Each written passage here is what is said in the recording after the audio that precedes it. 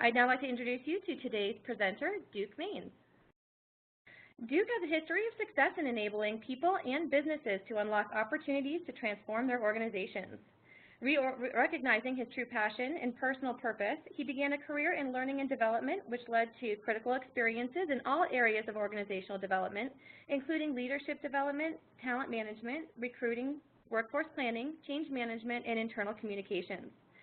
In this capacity, Duke has led change management efforts of two of the largest mergers in history, as well as found unique and creative ways to help companies tap into their core purpose and accelerate culture of transformation efforts. I think after this presentation, everyone on the call will see and get to know the style and passion and energy that Duke brings to any organization. It's been a pleasure working with him, but you don't want to hear any more from me, so I will go ahead and turn it over to our main presenter. Okay, hello everybody, and thank you, Kayla, for the introduction. This is Duke. I also want to thank everybody for calling into the webinar. For me, it's great to just have this opportunity to discuss something for which I'm personally passionate, both personally and professionally, and actually getting even more and more excited about the topic as I see not only our clients at GP Strategies, but many of my colleagues and friends from around the world start to incorporate some of these ideas into their business and actually see it make a difference. And I think it's worthwhile just amplifying on where my passion for this comes from. I spent, in addition to the bio that Kayla just shared, half my career was in the commercial world, leading sales organizations, primarily in beer. I was one of the original startup members of Boston Beer Company, Samuel Adams. Some of you may know. And yes, that does make me old, but not, I'm certainly younger than I am, I promise. And I think still very grounded and relevant trends today, so hopefully you'll see that. So, that commercial background really has served me well, coupled with what Kayla highlighted, which is my background as an organizational psychologist working in leadership and talent development. I think we all go through that time in our lives and careers where there's this existential necessity to reevaluate and reexamine who we are and what we do. I was fortunate enough to do that back in my early 30s and make the change, and now as a consultant be able to bring both of those together. And the reason I bring that up is that the topic today is about elite teams, building special forces for your business. The reason that's so interesting is it's not about learning for learning's sake, leadership for leadership development's sake, talent management for talent management's sake. It's about business results. In the end, all of us on this call, no matter what our role is, are in a position to help our organization succeed. Again, no matter how we define that, whether it's mission-based, purpose-based, but certainly from a what the accountants would say, a going concern. We've got to be able to deliver value for our stakeholders as we go, and stockholders in some cases. So it's got to be business focused, and that's where this topic starts. And what's the best way to actually marry two concepts? Marry investments in learning development, marry investments in leadership development, and in such a way that actually drive impact. Not just behavioral change, which of course is what we all want to see, but drive impact in your business. And I think teams is the way to go. And frankly, and folks, I recognize that's not a new concept. I think our take on it might be unique, should be unique for many of us. But certainly, I know the idea resonates with many of you. So thanks for hanging in there for that long introduction. Just in case you're like so many people are, and you're extremely busy, which I imagine you are. I start with the conclusion slide typically, and that way you can if you feel like you've got everything you need, you can go right after I'm done with this slide. I'm going to argue that silo thinking is a great evil. I think most people would agree, but it happens quite naturally and unavoidably because we happen to be human beings, and the impact is detrimental to our business, as you might suspect. In order to get unstuck from that, we need to think differently, and we need to develop new habits. Lots has been written about change and how change works, but it's really difficult to make it happen and to stick. And again, I imagine I'm preaching to the converted on the call here, but I'd love to hear other success stories. And if you want to change habits, we found the best way to do that is through teams. And we'll argue that, investments in individual level learning don't always translate to the business impact you're looking for. And if you do it through teams, you're going to get a vastly different sort of outcome, in your investments in learning. And then lastly, well, I just said it. There it is. You're going to get, greater investment return on your learning investment. So let me just jump into it. And it's a quick. You got to go through slides fairly quickly, but there will be a Q&A, so not to worry. We all know silo behavior happens inside our organizations. There are causes, both structural and psychological, and perhaps others that I haven't even foreseen here. So it's going to happen. Silo thinking, on the surface, may not sound bad. You have individuals who are focused on whatever it is they have to get done, and frankly, you want them to deliver that, so that's okay. There's nothing wrong with that. The challenge is, as the business changes and different contexts, different situations occur, as people are endeavoring to execute on their particular tasks or jobs or performance objectives or what have you, you need to pivot. You have, this whole thing about agile capability, agile skills inside organizations is so critical. And if you don't have those high performance mechanics, if you're not thinking above and beyond, or beyond your role, it's hard to pivot very well. And as a result, you might get stuck doing some things that actually are no longer relevant, even if they are part of your performance measures. I think, one of the things worth highlighting here is what Lynn Cioni would describe as a first team mindset, and we all belong to teams, but the real first team that we all belong to is the team that our boss leads. And that is the team we have to serve. That by itself for me is a useful construct because it allows you to think above, i.e. your boss, and across, i.e. your boss's colleagues, and of course your own teammates. And it makes you think much more broadly. But you have to have mechanisms or habits in order to trigger that kind of thinking. We'll talk more about that. And then, you probably recognize some of these psychological challenges. The interesting one for me that fascinates me, and I've done a lot of research on personally, is this paradoxical need that all of us have as human beings to belong, as Maslow taught us through his hierarchy of needs, coupled with this need to actually be different and distinguish ourselves and to separate ourselves from the pack, if you will. This leads to sometimes unproductive behavior, and we've got to wrestle with that and how we manage it inside our organizations. This last one's quite interesting. The other job we all have. Some of you may have read The Everyone Culture by Kagan and Leahy, some colleagues from Harvard. These folks are, they wrote the book Immunity to Change. This book, the other one, The Everyone Culture, is interesting because it talks about a job that we all have at work that doesn't have anything to do with our job. It basically takes up about 44% of our time. And it's the mental energy we invest in things that are just not useful. Things like, I'm not even talking about Facebook or playing solitaire, at work, that none of us do, of course. But what I'm suggesting is the time we spend thinking about whether or not someone did something to try to one-up us in a meeting, if someone's trying to look better, in front of me or take credit for something I did. All of these are just unproductive things that get in the way of the real job we have, and that is to deliver for our organization. And hopefully it's a worthwhile purpose that we're all endeavoring to drive for. It's interesting because I'll tell you, this silo stuff that I just mentioned, and again, hopefully everyone recognizes, or, well, maybe not. Hopefully you don't recognize it so much in your organization, but we just come across it too often. When we run our elite teams programs at McKinney-Rogers, we run a foundational exercise called Dynamic Impact that is highly experiential, highly physical, and it challenges a group of people, i.e., usually a team, or an intact team, or potentially a cross-functional team, to achieve something that is very achievable within a reasonable time frame, although certainly there are pressures. There's new information coming at them all the time. They typically have to do what a lot of companies do. A lot of teams do. They divide and conquer. But invariably, most of these folks fail on this initial exercise that we typically run. It's not that we are sadists at McKinney-Rogers, but what we want to demonstrate is how easily it is to fall into the trap that I described on the previous slide. And, the outcomes are quite predictable. Right away, we find out, if you take a team of about 12 to 15 people, right away they divide and conquer, they separate out without really having any clarity or even minimal clarity on what it is they're trying to achieve as a collective group.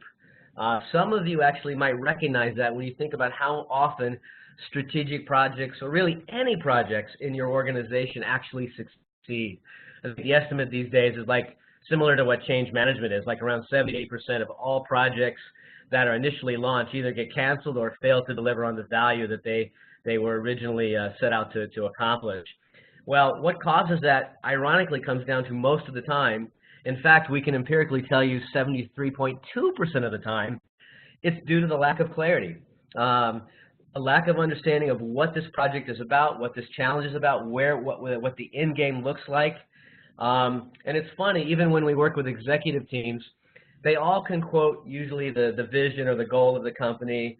They can usually highlight, hit or miss mostly, pretty close, the top major objectives of the firm. But when we ask them to talk about how to interpret them and how to bring that to life, that's where we immediately see breakdowns in clarity, and ultimately is an alignment challenge inside the organization. And that leads to silo behavior. And you can read the rest of them here, but it's just not the way we want to operate. If you can solve for that, imagine if you had an amazing project kickoff meeting right at the start. Everyone was clear on the outcomes, clear on their roles. They were excited to do it, excited to be a part of it. They were, willing to do a lot of things I'll cover in a minute as part of an elite team that's going to endeavor to deliver some big results here. What a great feeling that is, and hopefully you've had a chance to be part of that in your career. I'm sure you have. Enterprise thinking is the key. I think everyone knows what I mean by that. Enterprise is just thinking big, thinking strategically, or at least as Lencioni described, again, just one level up and across. These are other books that I draw from on a consistent basis that I think bring home the message. The first team, it comes out of The Advantage, or originally actually the 5 Dysfunctions of a Team from Lencioni.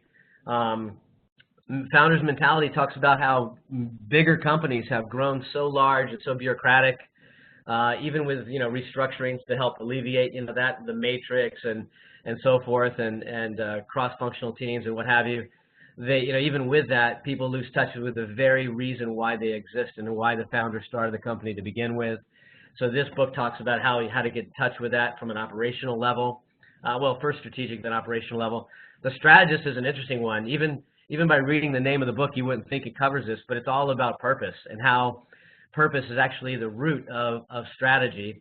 And if you understand the reason an organization exists and you can connect to that, it automatically, and hopefully you're motivated and inspired by it, you automatically start to think and operate differently. So I thought it was just worthwhile sharing those.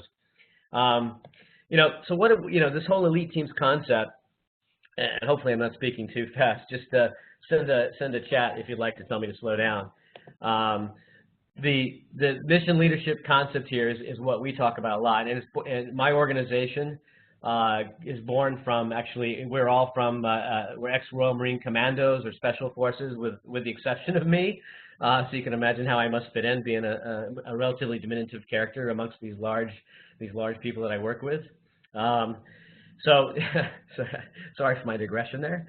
The mission leadership is born from Special Forces, and contrary to what you might think when you think of military, it's not a command and control culture at all.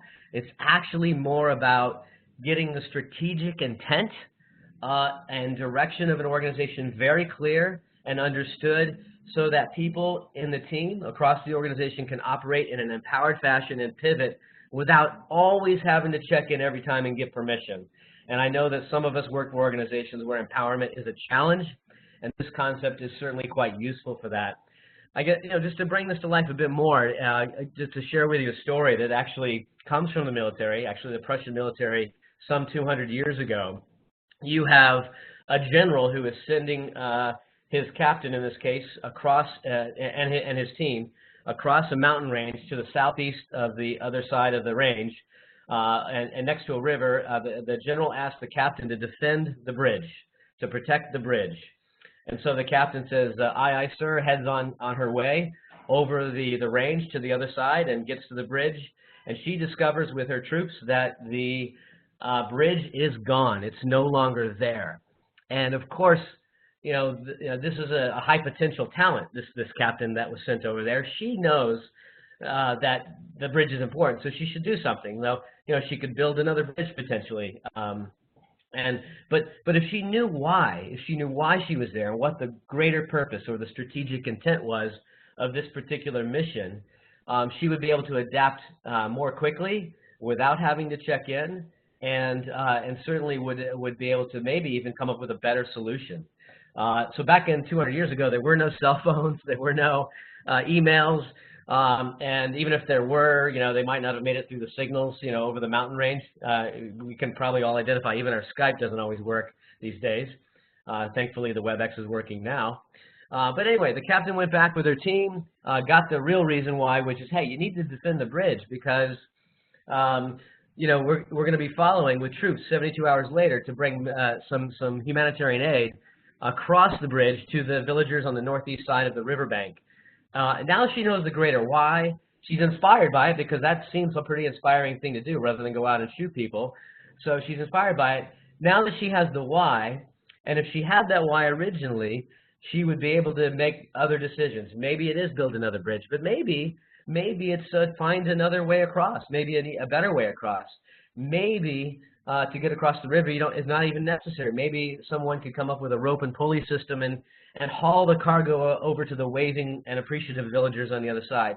But the point I'm trying to make through the story is, and by the way, a very true story, they readopted the whole military philosophy in the Prussian military based on this, is you need to give people the what and the why and let them figure out the how, and they can pivot so much faster and innovate right on, in the moment, so they don't have to check in with you because they clearly understand that intent.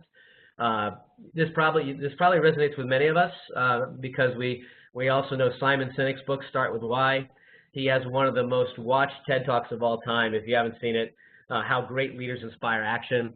It's very much around this principle, and he'll argue there's biological reasons why that actually this works well for your teams and organizations as well. So sorry, I'm spending too long on one slide. Let me move on if I can. My computer has frozen. There we go. So how do you get unstuck? You're stuck in a silo. You have this idea, you want to do something different.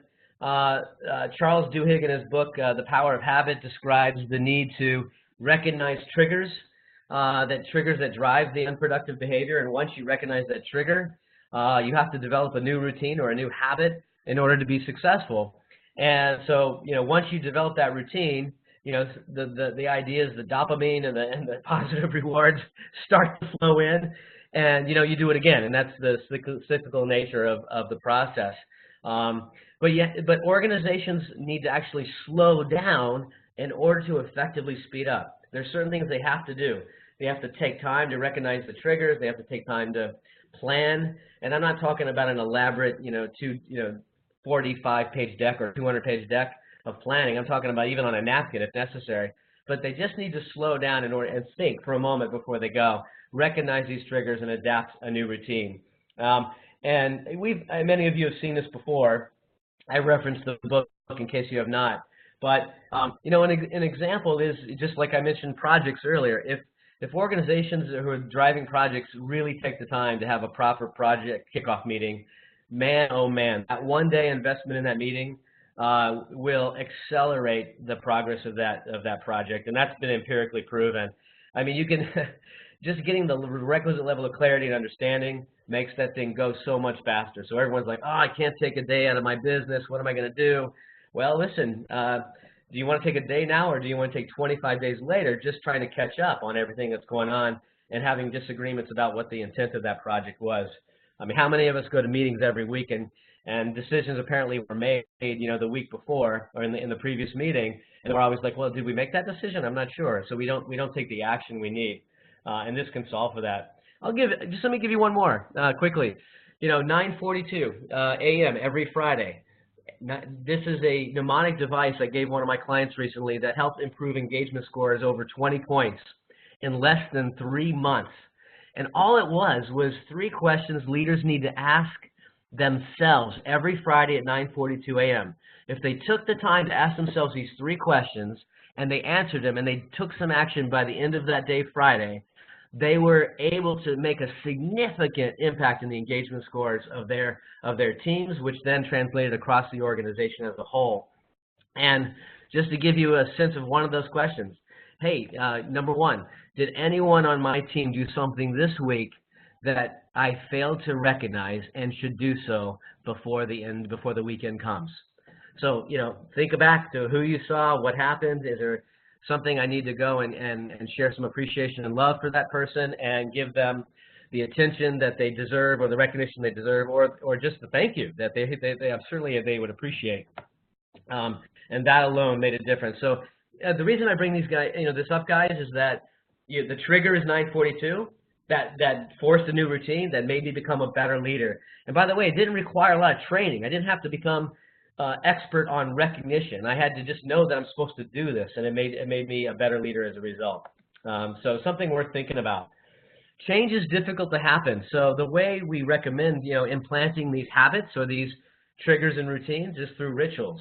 The ritual actually becomes a routine. It's a tribal dance, if you will. And I use that terminology because this concept is borrowed from anthropology, not psychology. And when you walk into a new tribe and you're born into a new tribe and you see people dancing a certain way around the tribal fire, sometimes you don't even ask why. Well, you should, but sometimes you just start dancing and you figure it out and you fit right in. We're not trying to build robots, but because people might be dancing with different styles around the fire, but they're all dancing nevertheless. The power of rituals is huge for your organization. Larry Bossidy, who worked with Jack Welch, no matter a lot of opinions about that guy, but I will say to you, a lot of great stuff came out of that, the evolution of HR inside that organization in the last century, and a little bit into this century as well, certainly.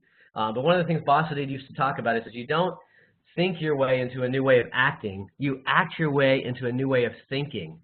What do I mean? When I'm trying to teach coaching skills inside my organization, I don't actually start teaching coaching skills. I just start planting a ritual that they have to have a conversation with their people one-on-one for at least an hour every week or every month or whatever it should be for your business. And if you just get them in a habit of starting to have that conversation, they develop the ritual of doing it and they realize the power in it, and then they're much more open to learning about coaching skills if you want to train them to do even more. So that's just the power of using rituals. And by the way, this will all make sense hopefully in a minute. Otherwise, you'll tell me at the end of the seminar. So you've got the habits you want to change. You've got the rituals that potentially that you want to implant to drive a change in your organization. The way you do that is through routines. And again, I'll explain why. Here you see the common sort of labels for teams emerging from the original forming, storming, norming, and performing ideal. I forget the name of the psychologist about 15 years ago who added the high-performing teams construct to that, and now McKinney Rogers has added the elite team construct. The difference, and that comes from our research, the difference in this, folks, is that high-performing teams, they're purposeful and they're always delivering. And boy, wouldn't we love to have that in our organization. Some of us are just happy to even have norming teams, in our company. I'm making it sound all sad, but it's not that bad. I realize, not all the time. But elite teams in general are different, and the way elite teams are different is they not only deliver, but they think across the enterprise. They actually sacrifice their own personal objectives if necessary to deliver for the business. And they're actually much more focused on establishing a legacy across the business, one that survives their existence on the team or inside the organization. You'll see examples of elite teams that I'll share with you in a minute. They leave, members come and go consistently, and they still are able to produce, and that's the legacy aspect of it. So I'm going to pause here in a second because I want to ask you guys a question and have you use your chat box. But as I look at elite teams, there's a diagram that sort of brings it to life in the sessions that we run. We use the expression, actually, that elite teams move at the pace of the fastest member. As you notice the slide here, folks, on slide 13, I think it is, what do you notice is the difference in what you see between the top slide and the bottom slide? If any of you want to just type in some thoughts in your chat window, hopefully I think yeah, I can see that. I can sort of surface what you're sharing. Difference between the regular team and the elite team in the diagram. What do you notice?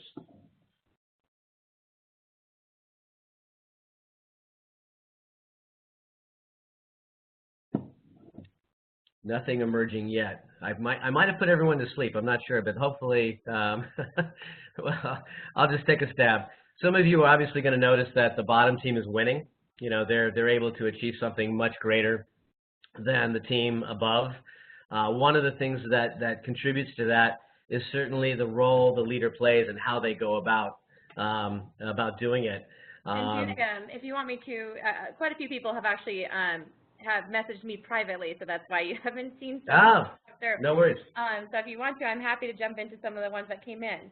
Yeah, summarize. Go ahead. They're great. And the first one is the leader is running with the team in the elite teams, which is a great thing to notice. Another one is that the elite team is finishing first and all closer together. The next one is they're all together. Again, a lot of people are just coming in. Elite team is coming in at the same time together. They're not spread out. They're more tightly grouped. They're working together. Yeah, that's it, Kayla. Thanks for sharing that. And you know, those are things that immediately jump out the visual. And it's interesting what leaders do and what teams do to be able to achieve this kind of separation. I think that the regular team we all recognize. There's usually someone who got promoted for doing some great stuff. They were an amazing individual contributor, and now they're the leader, and off they go. They work at a speed, you know, that's certainly much faster potentially than others. But you see that diagram, that leader is looking forward, not backwards with their team. They're not with them, as you've noted. And some of you might have read a book called The Goal by Elihu Goldratt, which talks about the phenomenon of bottlenecks in factories, and certainly goes to the whole phenomenon of a traffic jam, or a bouchon, as the French would call it. But you know, whenever we're in a traffic jam, we get to the front, we realize it's no big deal, but we're wondering why everyone's slowed down. Yeah, it's because the impact of someone moving very fast at the front and a small pause in the second one leads to a bigger pause and a bigger pause, and sooner or later you get further and further apart.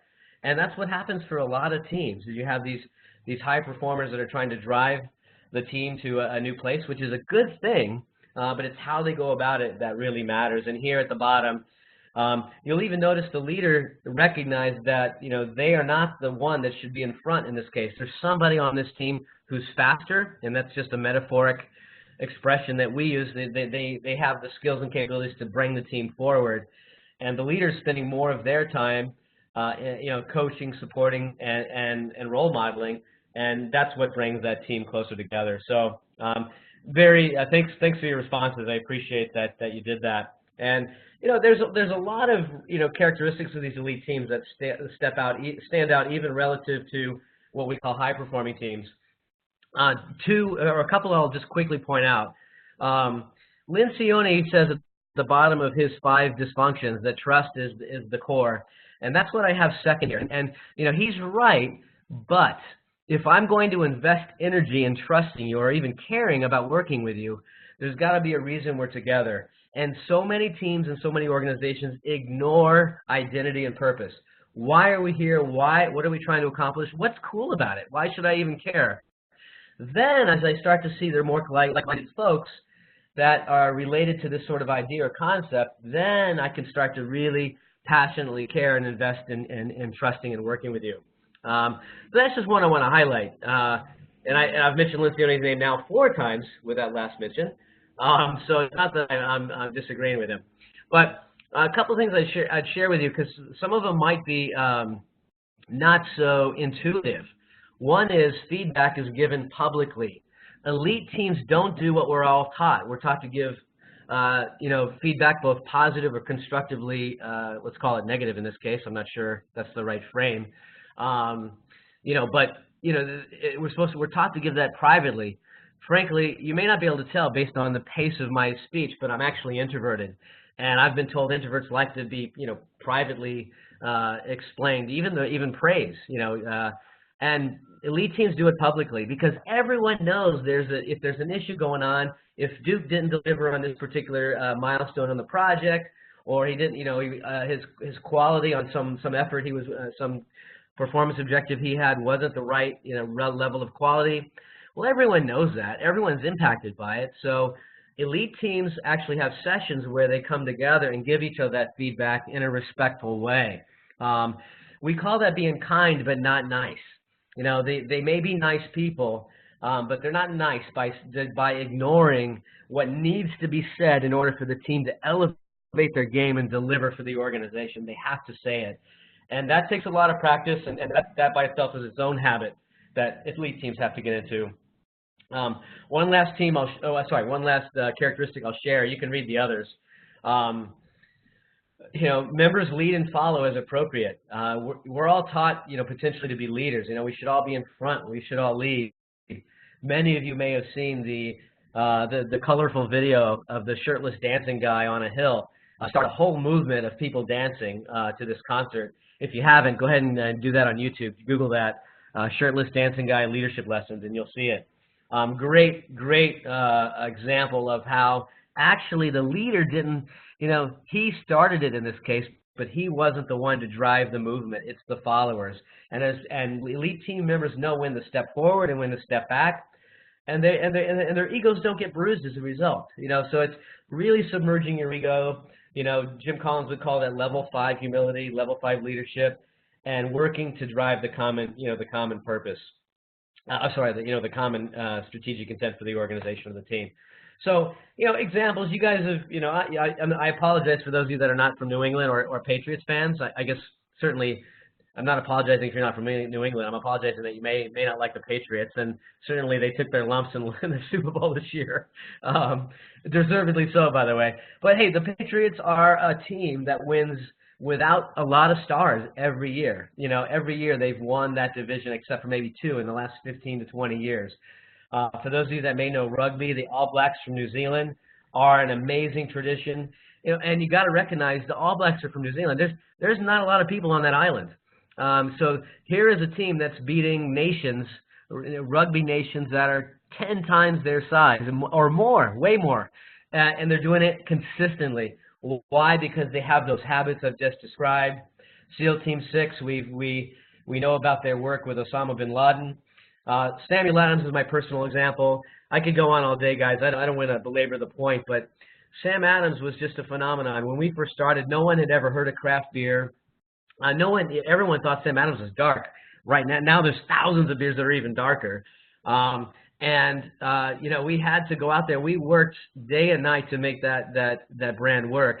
Often covering for each other. Back in my day, we actually had Nextels, which weren't quite cell phones, but they weren't quite walkie-talkies. If you're as old as I am, you recognize what a Nextel is. But we would communicate with one another, share ideas and thoughts, and we'd immediately be driving across town to support each other. We slept in cots, on the attic of our office in the corner of Clarendon and Newbury in Boston. And we showered and took off the next day and went to work because it was just so much fun to do it. And wouldn't it be great to have a work environment like that where you just couldn't wait to get to work every day? But the elite teams love to work, and because it's fun, it's part of their lives. It's great. Anyway, I need to move forward, and I know there'll be some questions on it. So, guys, just transitioning. Let me just tell you where we're at. We're telling you there's a problem in most organizations. You might recognize it. It's silo behavior. People not thinking strategically enough and broadly enough. They're not adapting quickly enough. We all hear about that. The way they need to do that is they have to adopt new routines, but they have to recognize the triggers in order to figure that out.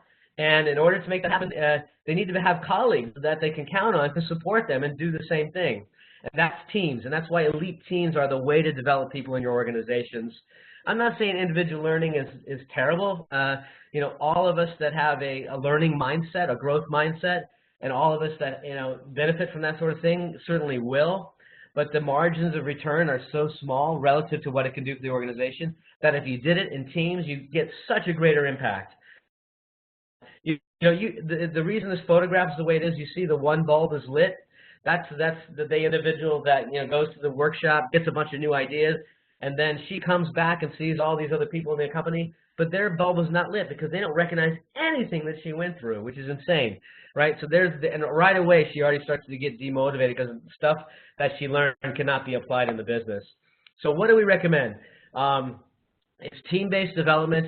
Again, do it inside your organizations. You probably do some of this today. Adults learn by experience. They do, the methodology is do, reflect, apply.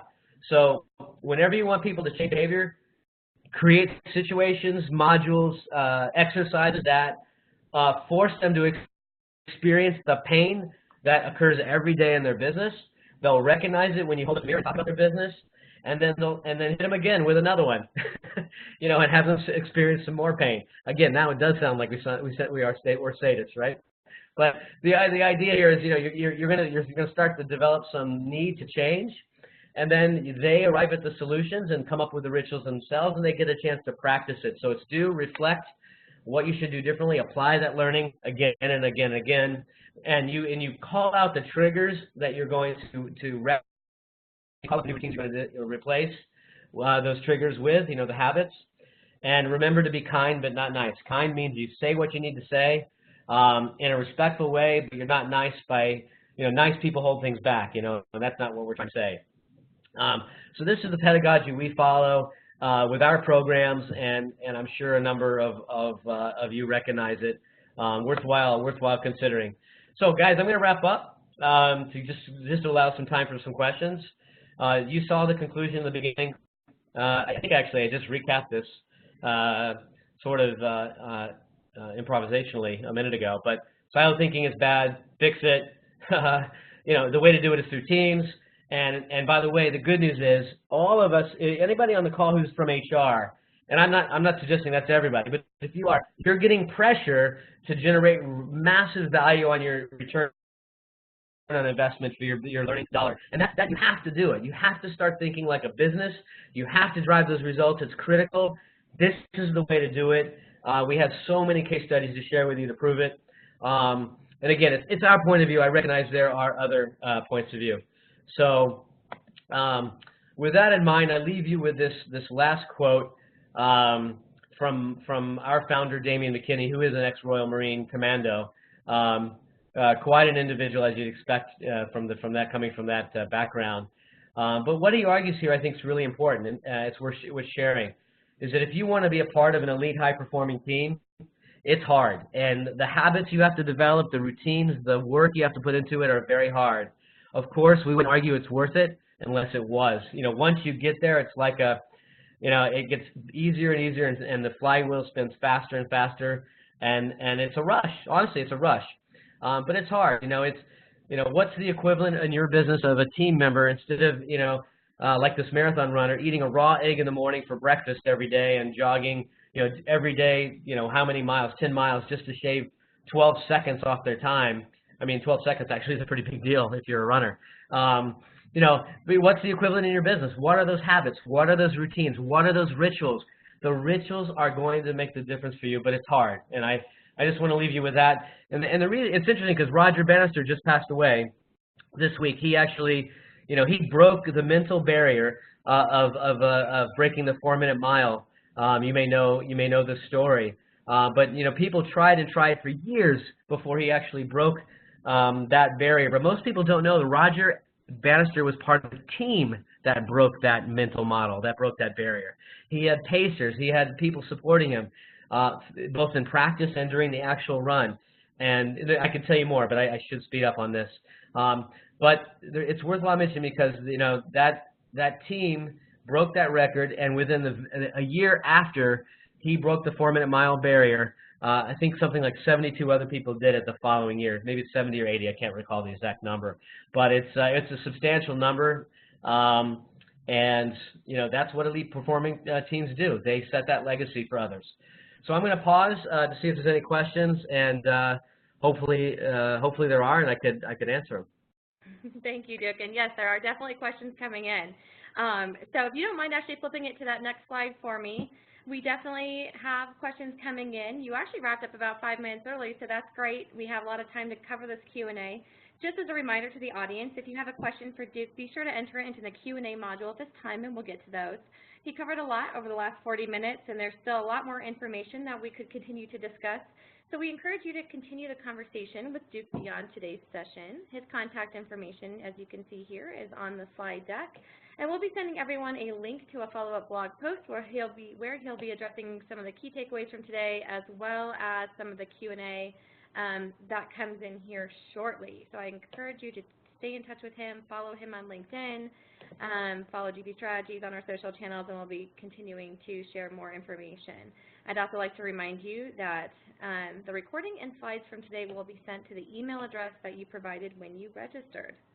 So without further ado, I'm going to jump into these questions because they are coming in quickly, and as I'm looking at them, they're being bumped out by others. So the first one I want to get into is teams can be quite transient with members moving in and out often. How does this impact the way that you go about embedding some of the ideas that you shared today? Yeah, actually we face that all the time. I mean, you know, because we used to do a lot of work with intact teams, which are teams that work together as a unit, you know, interdependently for some time. And certainly the research suggests that the more those teams work together, they're more likely are to develop the habits of an elite team that I described earlier. But the key is those rituals, you know, those tribal dances, and once they're in place, ensuring that they're sustainable and that they're working to generate the type of change and impact that they're intended to make. If not, you need to pivot, you know, and change those rituals. But that's the key to sustainability. The All Blacks do it. The SEAL Team 6 do it. We at Sam Adams did it years ago. We had certain routines, and when new members came in and some of us left to do other things, I went on to start my own craft brewery, for example. You know, there were other people in the team that taught those rituals. And there's a famous experiment from the Edinburgh Zoo in Scotland with monkeys that I can send you a link to. No monkeys were hurt, I promise. I'm an animal lover personally. But there's this famous experiment that shows the impact of this kind of behavior where new monkeys come in and old monkeys, not old monkeys, but incumbent monkeys departed, and they were able to sustain, you know, the culture. So, and interesting. Hopefully, and by the way, Oscar, I saw your note just now about going slower. I don't know why. So if I spoke too fast, I'm happy to circle back with you. Great. I was able to keep up, but I could see at the beginning I mentioned that everyone would get to know your energy, and I think that it's been great. So I will jump into the next question. So how do members in these teams sustain commitment to the rituals that you discussed in the face of challenges in the business? Okay, well, yeah, that's exactly what we're describing. That's perfect because that builds from the last one. You know, we're all going to have the new norm is there's no time. There's just no time to do all the work you possibly have on your plate. So prioritization becomes key. You have to stay really focused. But these people complain, for example, about meetings, but it's not meetings that are the problem. It's productive meetings, you know. And if a meeting is the social fabric by which things get done in organizations. Decisions get made, alignment occurs. And the reason I bring up meetings in particular is that that's a trigger. You know, if a major decision needs to be made, or if there's a major problem to solve in a company, if you develop a routine around meetings to do that, and you have habits that you follow during those meetings, you're ultimately going to be able to effectively do what I suggested earlier. You're going to have to slow down to speed up. You're going to be able to make sure that decisions are made, people are aligned to those decisions, people are committed to those decisions, people are accountable to deliver against those decisions because that ritual is scheduled, you know, to meet every so often. But you know what? That doesn't mean it has to be a standing meeting 2 hours every Monday. You know, this Monday it might be 20 minutes. You know, next Monday it's 5 minutes. Next Monday it's 2 hours because we have a major issue. But the ritual is the meeting, and you've got to be there to do it, and you got to follow habits that make those meetings productive in their own right. Yeah, absolutely. So jumping over to talking more, you know, about the teams and how they're working, are cross-functional teams then better than siloed teams? Well, who knows, you know, are they better? You know. Well, I mean, silo is the wrong word. I mean, intact teams. Like, are they better than intact teams?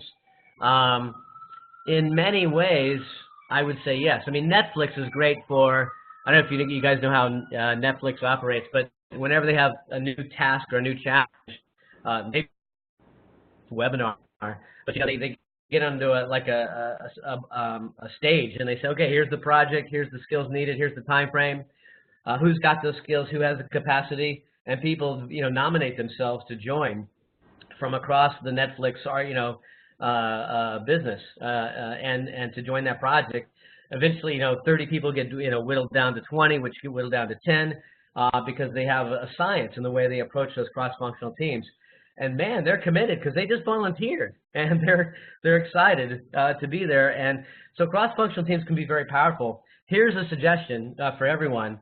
It's usually in most companies, no matter your size, the same high potential people are always being tapped for those big strategic projects. You guys know what I'm talking about.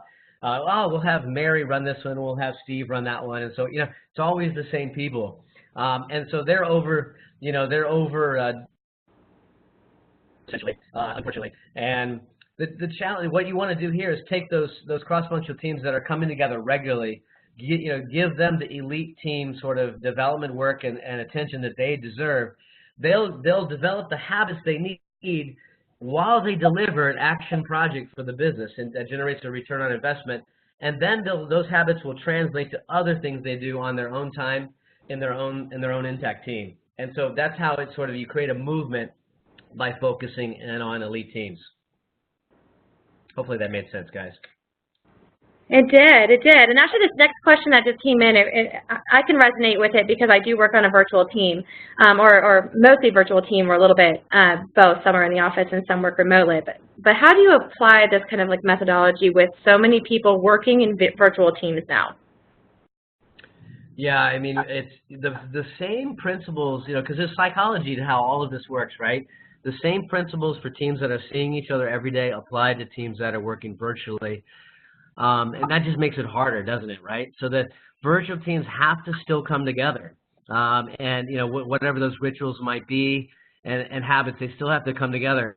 It's funny that specializes in these conference capabilities like WebEx and GoToMeeting and things like that, but they don't use them themselves. I'm like, you guys, and you're a virtual team, what's wrong with you people? So I'm like, come on, you've got to find ways to make those technologies work for you. And there's so many new ones like Slack out there that can really help. And you develop a ritual around the use of those technologies and a commitment to do it. We've all run conference calls, for example, that are just terrible. People are on their emails, doing other things. That's just not acceptable. If you're going to do that, don't even join the conference call. Why be there? And that's part of getting the habit of the meeting. We call it an aim statement. Make sure the aim is clear from what you're going to do, so they can get all in, and then get that meeting over with as quickly as possible. But that's particularly important for virtual teams because they've got so many things that are demanding their attention based on the environment they're in. That psychological distance that's created there does warrant some additional rituals and concepts that I can share with you separately if you'd like. Perfect. And I do want to be mindful of time. So we had one more question come in. I actually think I probably know what your answer is going to be to this, but someone was asking if you could share the list of the books that you mentioned at the beginning of the session. Oh, yeah.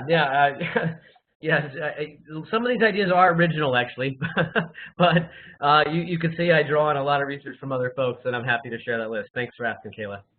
Perfect. And just as a reminder, we'll also be sending everybody a copy, PDF of the slides from today, as well as the recording. So it doesn't look like that we have any more questions coming through, so we'll go ahead and start wrapping things up.